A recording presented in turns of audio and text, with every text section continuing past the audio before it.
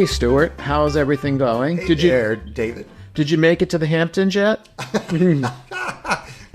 Going to visit an old friend and his wife this weekend. Both are in health circumstances. We won't be going out to any places, and we never do, goddammit, so don't put that one on me. I do not believe you. I believe it's going to be like a white party with P. Diddy, all kinds of stuff. That's what I think. Okay.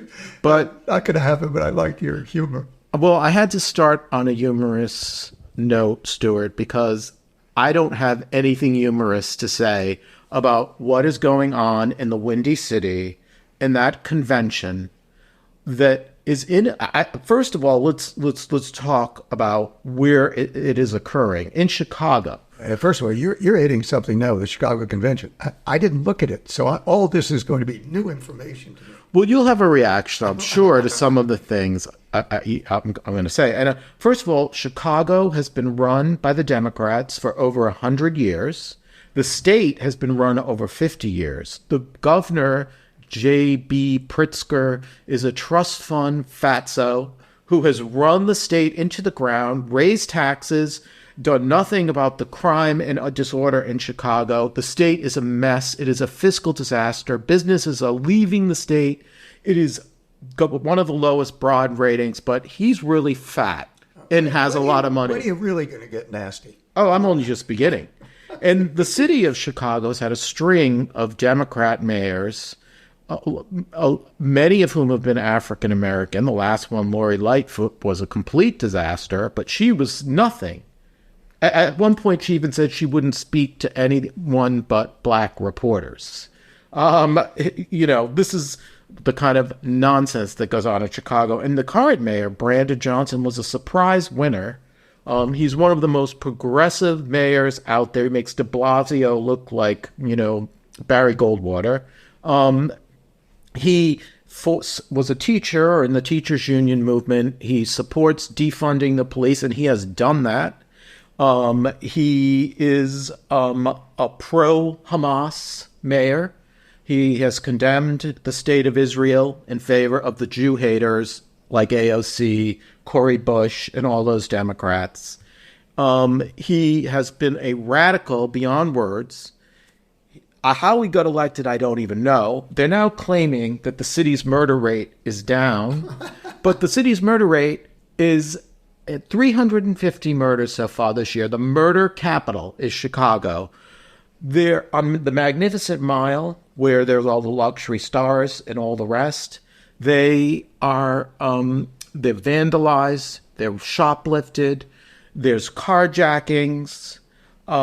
It's a disaster. And the prosecutor in the Cook County, Kim Fox, who was involved in trying to go soft on Jesse Smollett. I don't know if you remember that story. I remember the name. The guy who made up that he was attacked by MAGA Republicans for publicity. Yes, yeah. The actor. She was friends with him and tried to get him off after he tried to pull off a hoax. Yeah. She was funded by George Soros, who has been installing all these prosecutors. A woman supposedly in Chicago was savagely beaten and attacked. Her baby was killed. It was a pregnant woman. The baby died. And she went soft on the felons. Meanwhile, as a protest, someone threw Coke at her and she threw the book at them. This is the kind of people running Chicago, which should explain why it is a disaster. Are people leaving Chicago? Of course they are. Businesses are leaving Chicago. People are afraid to go out on the street. And sounds familiar. In Chicago, it's worse than New York. In Chicago, they pay more per pupil in public schools for education. Yet, at the same time this is occurring, only 20% of the students pass literacy tests. This guy's a teacher. So this is where the Democrats chose to have their convention, and it's a good metaphor for what the Democrats want to do for the rest of the country. And because of the violence in Chicago and the pro-Hamas demonstrators and the like, they have walled off the convention center so that people can't get through. Yes. Which is kind of ironic coming from a party that didn't think we should put a wall around the border to protect us from illegal aliens. Yes, they are illegal. They don't belong here. So these are just some of the precursors to this outrageous affair. And of course, we had the farewell to Joe Biden. He spoke at such a late hour, no one even heard him, thankfully.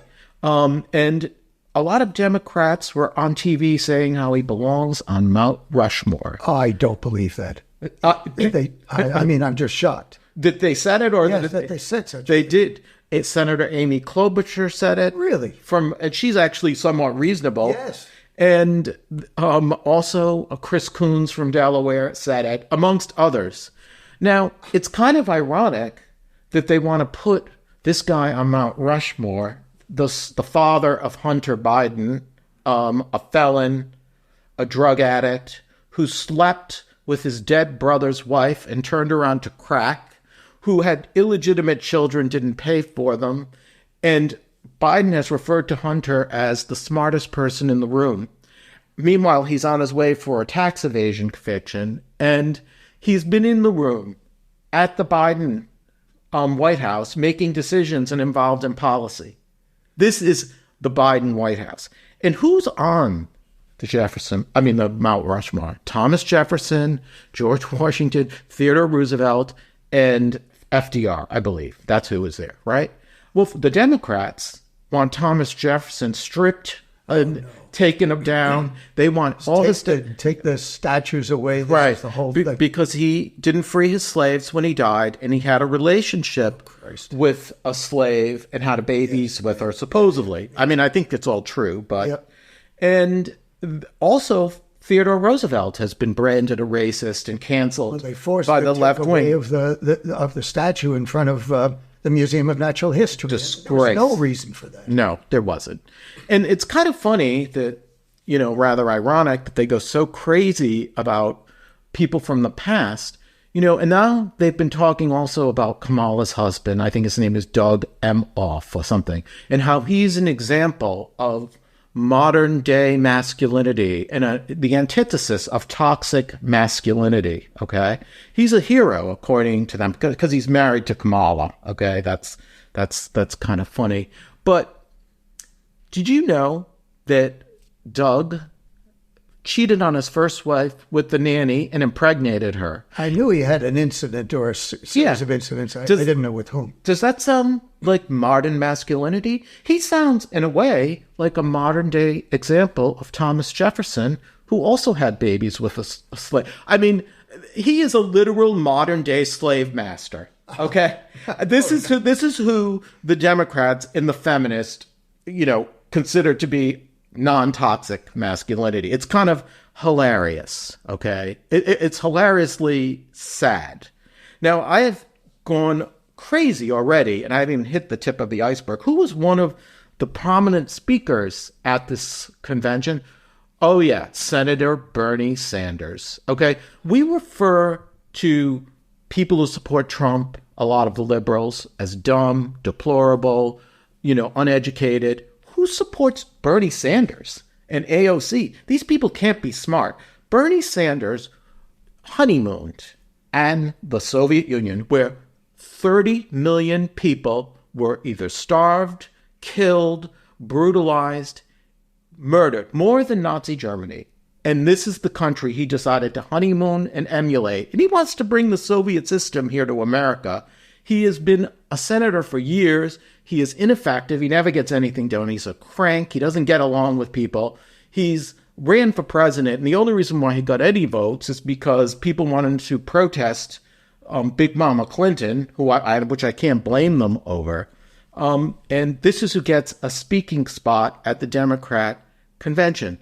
A guy who wants to turn this country into a nightmare. I mean, I don't know about you, Stuart, but I don't think socialism and a murderous regime like the Soviet Union is something we want here in America. Of course not. But I have for us today, excuse me, a story, not a story, just I'm going to recount some facts from last night. And a situation occurred which I think is of note.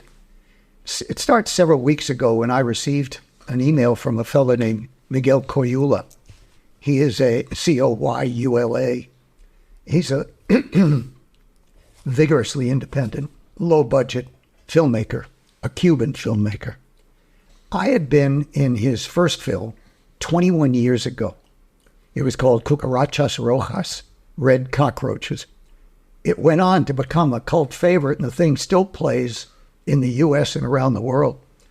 But the reason Miguel sent me an email was because he was responding to what he thought was an email from me. And he was saying in his email, "I can't open the link you sent." Well, it turned out that I had been hacked, and I never sent him the email as I told him. Fortuitously, in his email, he said that he was going to be here in New York City for a few days for a screening, 2 screenings of his newest film called Blue Heart. And I was happy that serendipity slipped in there and I could attend last night. So I go to see Blue Heart and to say hello to Miguel, who popped up with a Blu-ray disc of Red Cockroaches for me. I thought that was really nice of him after all these years.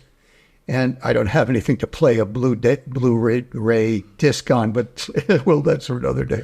A technological nightmare over here. Yeah, right. So there I was for the screening, and I got the opportunity before and after to speak with him. Miguel lives in Havana, and I get goosebumps as I'm going to say the next thing. He is seen by the government as a dissident.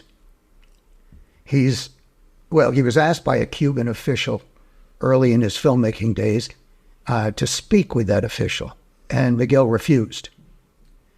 Thereafter, Miguel was unable to show any of his films in Cuba, and people who wanted to perform in his films were taking a risk by doing so, and some backed out because of that. And he himself lives on the edge. He is at risk of being fined or imprisoned on a daily basis. And he's such a calm, persistent fellow, but a calm, generous, kind guy. So I watched the film, and it is a serious, aggressive condemnation of the Cuban government. There is no other way to put it. Well, there are several other ways. He is a genre maker. This fellow has something. He films in a way that I don't know that others do. It's many images, more than ping-pong conversations between people. What's his name again, Stuart? Miguel, Miguel, Coyula, Coyula. And he believes that images and angles of shots from cameras, he doesn't repeat things. He believes that as well as sounds are more important than a lot of language. It's not as if it's only a series of images, but you can see the focus is on images and that stuff. As a filmmaker, people adore what he's doing. It's very different. So, but nonetheless, it's a brutal condemnation of the Cuban government. He said during the Q&A afterward, a screening in Russia. I raised my hand and I said, Miguel, why would the Russian government allow a condemnation of Cuban government to appear within its own boundaries? They don't like to invite such things. And clearly what he said was that they didn't really know what they were getting. And when they woke up to that, eventually, after he was there, they put his screening in a small room for new filmmakers. And this was, 20 years into his career, an internationally known career, as you'll see if you Google him. And so that was their response. He told me of another film. He told us during the Q&A that he had a screening in Belarus, formerly a part of the USSR. An official there asked him to delete 2 sex scenes. He refused. Now, I must tell you that I saw these scenes and I find them repulsive. But as was the case in some of the stuff in Red Cockroaches, but I wouldn't these days call it pornographic. I would call it something I don't care for. Explicit. And in other ways, you'll see if you see the film. Okay. Just not for me. But what did the Belarusians do? when they woke up after when he refused to make deletions of any kind, it was shown, and the only people in the room, allowed in the room, were 5 burly guys, he said, sitting in the front row. So they were placed there, and that was the way they responded. After all this, I said to him, during the Q&A, I said, Miguel, why do you still live in Havana? And he said, I get goosebumps. I have an obligation to tell the story. And he stays there at risk as a dissident of consequence who has not yet been put away or in other ways penalized. And then I can't imagine it. My admiration grew last night, and how he's a real life hero. And others may claim to be such and act like such or come on in one way or another as such. He's a quiet guy who has strong beliefs, and he's putting his career and maybe even his life on the line. Well, I think he most certainly is if he's in a Cuban government that people like Bernie Sanders admire. It's kind of, but you're correct. This is a man of courage, character, integrity. It's not, you don't see many people like this anymore. I said to him at the end of it, I just want to tell you, I felt compelled to say, I can almost tear up here. Godspeed, Miguel, and be careful in Havana. Oh, Stuart, you're definitely, I can see how you would admire someone like this. And, it's kind of scary to think that we have a major political party showcasing these kind of policies in Chicago. I mean, Bernie Sanders is a multi-millionaire, yet he wants to redistribute my wealth. His wife was the president of a college in Vermont, and she was involved in financial fraud. No one talks about this. This guy lied about his health when he ran for president. He had a heart attack. And this is someone who's the policy imprinter for Kamala, because she certainly doesn't have a thoughtful mind, a thoughtful bone in her body. She's been a senator, vice president, a district attorney, etc. Yet she doesn't seem to have a cohesive policy on anything, except she did co-sponsor Medicare for All with Bernie Sanders. And we already discussed the disaster that would ensue, because we've seen what Obamacare has done to this country. And the last thing I want is her and Tampon Tim Walz in charge of our health care, okay? Because first of all, this is another thing that continues to outrage me. We did talk already about the fact that Tampon Tim Walz may have exaggerated that he was in combat. And I at first said, well, maybe that's being a little harsh. Maybe it's... But you know what? Now I'm beginning to believe that he is a flagrant liar. He is a liar. And here's another example. He's been out on the campaign stump continuing this whole thing about how weird J.D. Vance is. And one of the things he says is how J.D. Vance opposes IVF for fertility treatments, and that it is a direct assault on him because he and his wife conceived their children using IVF. Okay? Well, apparently that's not true. His wife and he used a different technique. It didn't involve the destruction of embryos. It's not as effective. So he's lying about that.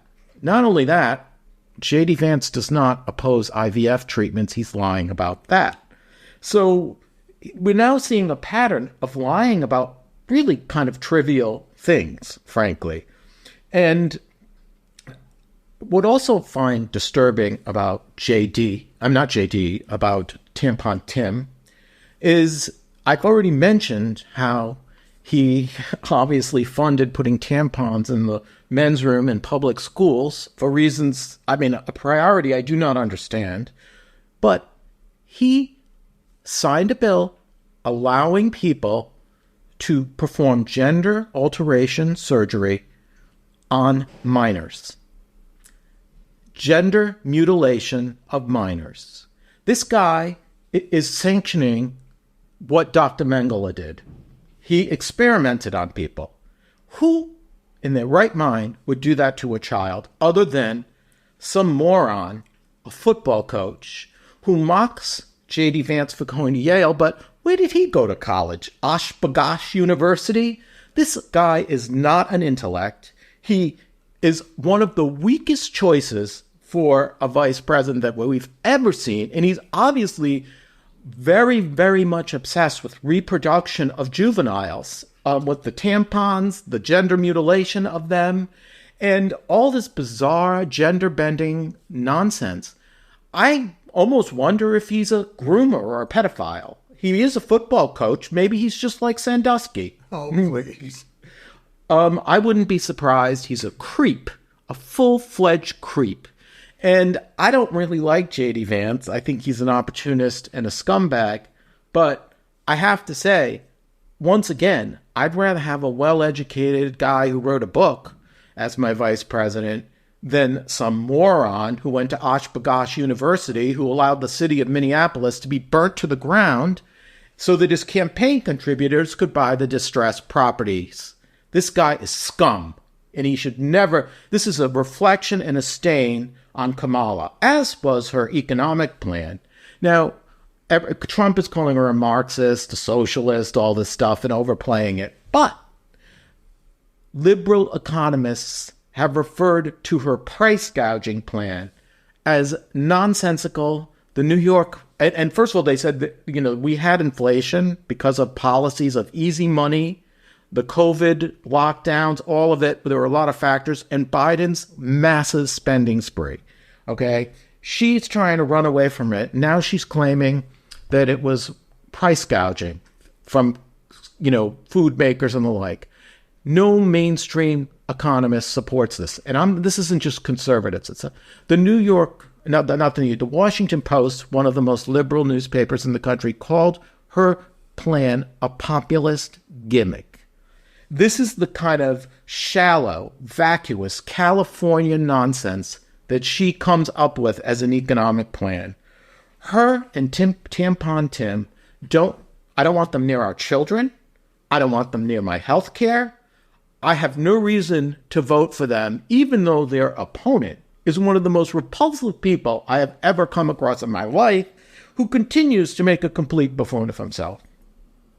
Well, at some point, I'm going to ask you who you would propose for President of the United States. Not now. Not now. We don't want to. There's no choices at the moment. So. No, I understand. No. I don't mean among those two. If you had your druthers is what I was suggesting. Well, why not some mainstream Republican or Democrat who isn't one slip of a banana peel into a mental institution, or in Kamala's case, someone who is so deficient intellectually. I know you're not supposed to say she's not smart, but she isn't, because if you are, according to Democrat liberal logic, you're a racist.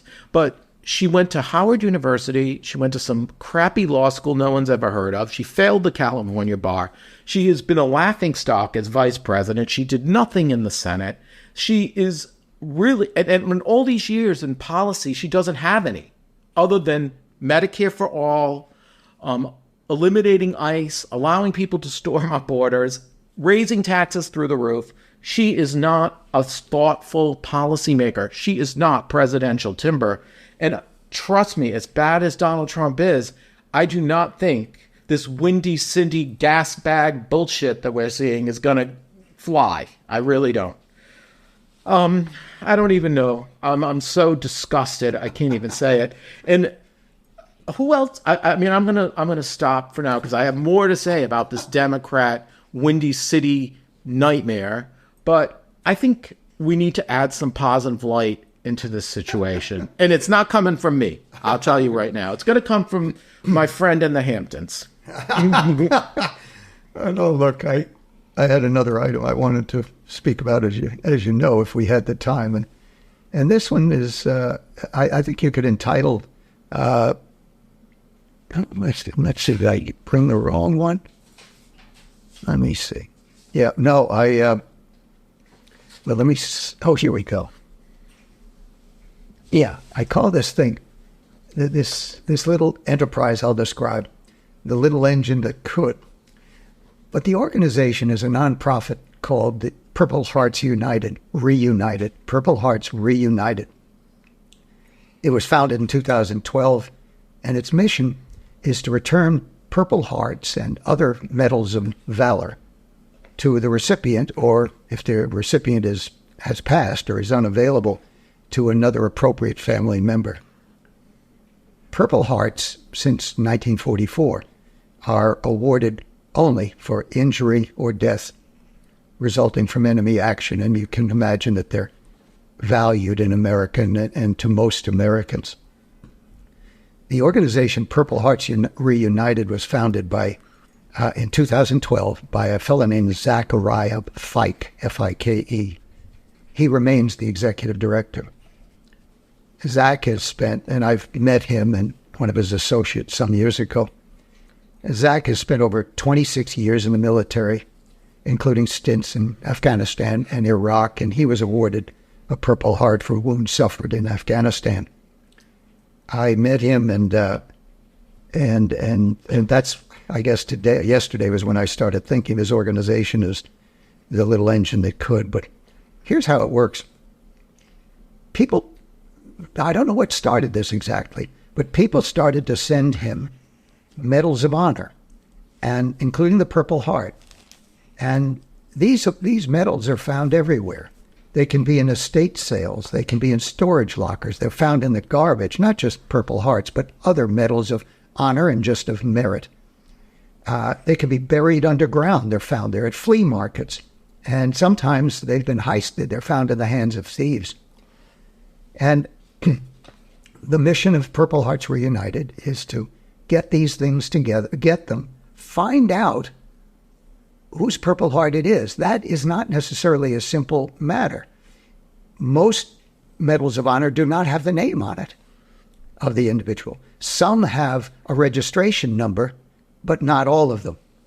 And some have personalized engravements of one kind or another, but most do not.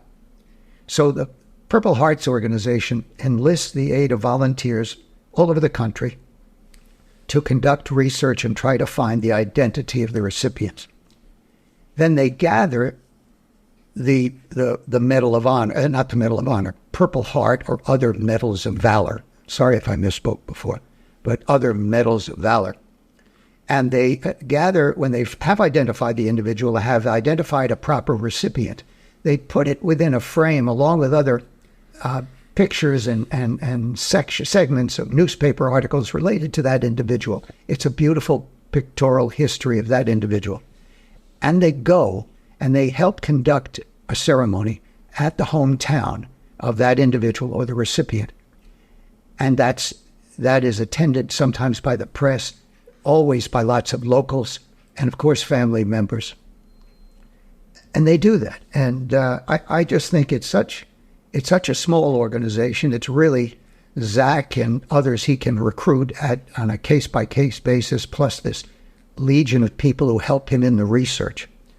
And I think it's just a wonderful organization.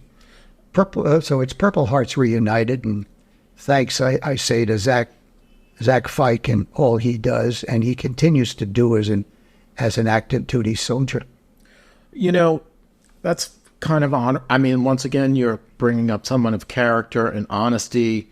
It's not something we'll find at the Windy City with the Democrats. And, you know, I don't want to make a joke about what you're describing, but I wonder if we'll ever find the Purple Hearts that Jean-Francois Carey threw over the fence when he came back to this country and debased, degraded, and lied about Vietnam veterans, saying that they raped and pillaged villages, and that he threw his Purple Hearts away. Well, there certainly was the My Lai incident. Let's be honest. I mean, I don't consider that to be representative of what went on over there, and most people don't. And actually, what they found in recent years, the guys who were really degrading, I don't want to understate the severity of the My Lai massacre, and he died recently. The general, yeah. No, not a general. He was a lieutenant. Lieutenant, whatever, yeah. Cali. And but they found in recent years burial grounds. I mean, ditches, large ditches near Saigon. That's the way the VC handled their South Vietnamese brethren when they didn't want to deal with them. They didn't incarcerate, they murdered, and they found these things. That's more typical and of what went on in the way of massacres than the My Lai incident. And, oh, by the way, who was the filmmaker, the wonderful documentarian who had something on the Vietnam War a few years ago? He was well known. He did a debate on baseball, Civil War. Oh, Ken Burns. Ken Burns. One of the things that I objected to in his recounting the tale of Vietnam was his failure to recognize that My Lai was won, and nothing was said about the egregious conduct, the immoral conduct of the VC and how they treated their captives. How many people were killed? Thousands. Oh, by the Viet Cong. Yes, I mean, mass genocide, basically. Yes. Something that Bernie Sanders seems to endorse because he's such a big fan of the former evil empire, Soviet Union, as are apparently the Democrats implicitly by allowing this man to speak at their convention. Well, but anyway, as I said, that does sound like a useful organization, and I didn't really get to finish my full disgust, but I will know about the Democrats and their convention. But I will note that they gave a prominent speaking spot to the rapist. We've talked about him before, Bill Clinton, and I don't want Tim Walz near my kids, because he's a creep and weird and wants to genitally mutilate them. But I don't want Bill Clinton near the women of America, because he is a creep who hung out on Jeffrey Epstein's yachts and boats and planes and God knows what else he did. And his wife didn't just defend him. She went after these women as well. So in the Democrat Party, where you're supposed to believe women, you are only if they make accusations against Republicans, not Democrats. And I will conclude by saying not only does Jane Fonda, Gloria Steinem belong above a urinal, and I know you want Jane with your friends, and I think we're going to put Gloria at the Port Authority. Hillary Clinton similarly belongs above a urinal because she is no defender of women. She is a woman who will cut other women down to get in the way, and she certainly did so with Monica Lewinsky, a 24-year-old girl. And she claimed all of this was a right-wing conspiracy at the time when it was all true, and we have a blue dress to prove it. Those two, you might run into them in the Hamptons because they have a multi-million-dollar house, which I'm sure they obtained through their graft, corruption, trading on their name, just the way Hunter Biden did. So Mount Rushmore, I'm surprised the Democrats want to include Clinton on Mount Rushmore as well. But if they did, I'd be the first one to piss on them. But anyway, I think I've probably overdone it this time and overstayed my welcome. What do you think, Stu? Yes. All right. Well, it's been good talking to you once again, and I'm sure we'll return for another round.